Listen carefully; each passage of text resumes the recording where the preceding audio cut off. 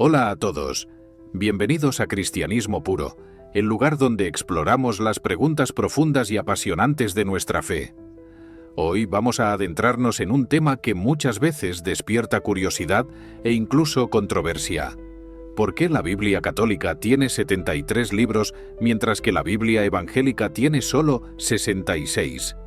¿Por qué hay esta diferencia?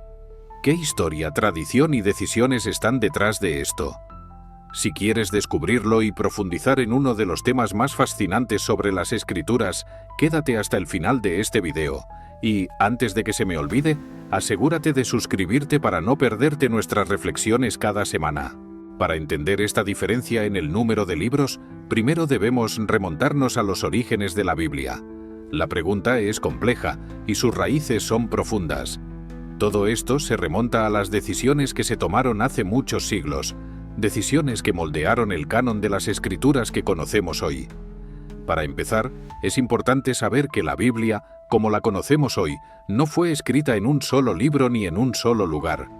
Es una colección de escritos, un compendio sagrado que se fue formando a lo largo de siglos, y cada uno de estos libros tiene un propósito específico, un mensaje especial. Empecemos con esos 7 libros que hacen que la Biblia católica tenga 73 libros. Estos libros se llaman deuterocanónicos, que significa segundo canon. ¿Cuáles son esos libros? Bueno, estamos hablando de Tobías, Judith, Sabiduría, Eclesiástico o Sirácida, Baruc y los primeros y segundos libros de los Macabeos. Además, también hay secciones adicionales en los libros de Esther y Daniel. Pero, ¿por qué estos libros están en la Biblia católica y no en la evangélica? Para responder a esto, tenemos que entender la historia detrás de estos textos. La mayoría de estos libros fueron escritos en un contexto de habla griega, cuando los judíos vivían en diáspora y muchos ya no hablaban hebreo sino griego. Así nació la Septuaginta, una traducción griega de las escrituras hebreas que incluía estos libros adicionales. Esta traducción se realizó aproximadamente 200 años antes de Cristo y fue ampliamente utilizada en el mundo helenístico, especialmente por los judíos de habla griega. Pero espera, aquí viene un dato clave. Jesús y los apóstoles citaban las escrituras en griego y muchas veces citaban la Septuaginta. A medida que el cristianismo comenzaba a expandirse, los primeros cristianos, especialmente aquellos de habla griega, usaban la Septuaginta como su Biblia. Imagínalo.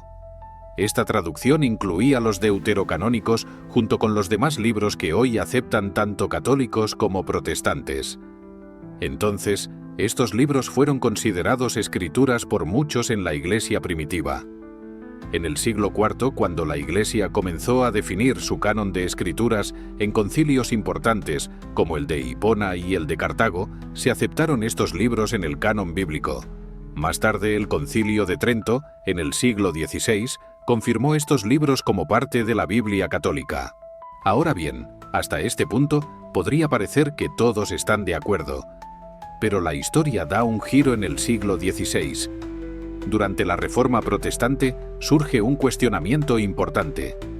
Martín Lutero y otros reformadores plantearon que estos libros no debían formar parte del canon bíblico. ¿Por qué? Aquí viene la razón. Martín Lutero, el reformador alemán, miró con atención los libros deuterocanónicos. Para él, estos libros no debían estar en la Biblia porque no formaban parte del canon hebreo. Lutero creía que solo debían considerarse inspirados aquellos libros que se encontraran en el hebreo, pues esa era la lengua original de la mayoría de los textos sagrados del Antiguo Testamento. Además, Lutero argumentaba que, en cuestiones de doctrina, estos libros deuterocanónicos no eran fundamentales. Por lo tanto, decidió basarse en el canon hebreo, que no incluía estos textos, y así estableció un canon de 66 libros. Entonces, en ese momento de la historia, los protestantes establecieron el canon que hoy utilizan la mayoría de las iglesias evangélicas, compuesto de 66 libros, mientras que la Iglesia católica mantuvo los 73 libros basados en la Septuaginta. ¿Qué significa todo esto hoy en día? Veámoslo. Para los católicos, los libros deuterocanónicos no son simplemente adiciones. Son considerados inspirados como parte de la palabra de Dios y se leen y enseñan en la liturgia y en la teología. En cambio, la mayoría de las iglesias protestantes los considera valiosos pero no inspirados. De hecho, algunas Biblias evangélicas incluyen los deuterocanónicos en una sección aparte, como apócrifos. Esto no significa que no tengan valor, sino que no son doctrinalmente vinculantes. Sin embargo, no podemos ignorar que estos libros contienen enseñanzas ricas y profundas sobre la fe, la sabiduría y la historia de Israel. Entonces, ¿de qué hablan estos libros deuterocanónicos? En ellos encontramos oraciones hermosas, como la de Tobías, relatos de valentía y fe, como los de Judith y los Macabeos, y reflexiones sobre la sabiduría y la vida que enriquecen la comprensión de la fe y la moralidad. Son textos que, sin importar la tradición cristiana, aportan una visión profunda sobre el camino espiritual y el carácter de Dios. Ahora, algunos de ustedes se preguntarán, ¿realmente importa esta diferencia entre 73 y 66 libros? Esta es una pregunta importante.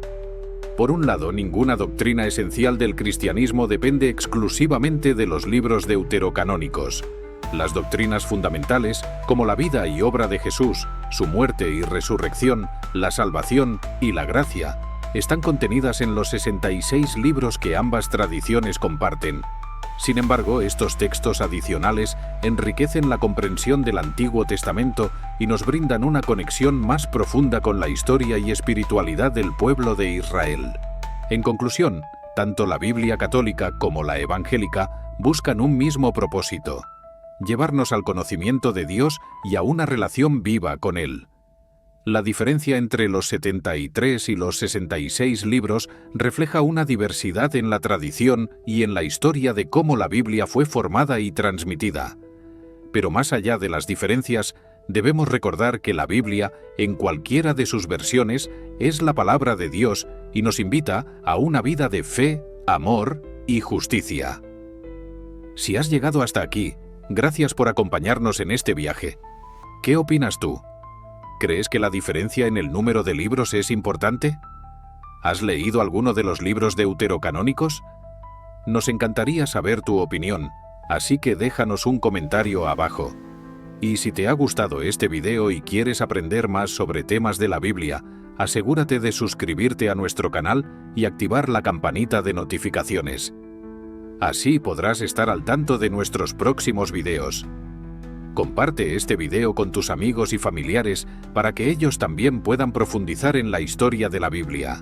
Gracias por vernos en Cristianismo Puro y que Dios te bendiga.